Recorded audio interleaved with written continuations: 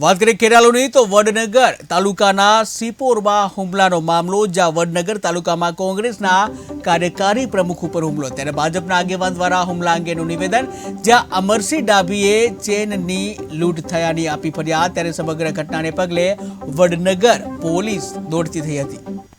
સિપોર પ્રાથમિક શાળા બસ સ્ટેન્ડની આગળ ઊભો હતો ત્યારે મારી આગળ રામગઢ ગામના કોંગ્રેસના કાર્યકર્તા શ્રી અમરતજી ભુક્તાજી ઠાકોર ઊભેલા હતા।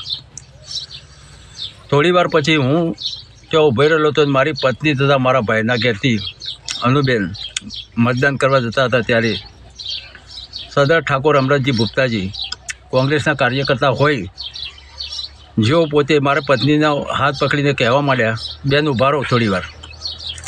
એટલે મારી પત્ની ઊભી રહી, બોલો કે શું કામ છે ભાઈ, કે તમે કોંગ્રેસને મત આપજો, એટલું કહેવા માટે હું ઊભો રહ્યો છું। પછી હું એમની જોડે ગયો। અમરતજી કીધું, તમારે આ બધું ક્યાં શીખવાડવાના, તમારા ગામની ધ્યાન રાખો ને, અહીંયા શું લેવા આવ્યા તમે? એટલે એ સીધા મારી સામે બોલવા માંડ્યા કે હું આમ છું ને તેમ છું, કોંગ્રેસનો જિલ્લાનો મહામંત્રી છું, તને ફીટ કરાવીશ ને આમ કરાવીશ ને તેમ, તારી ઉપર લૂંટ દાખલ।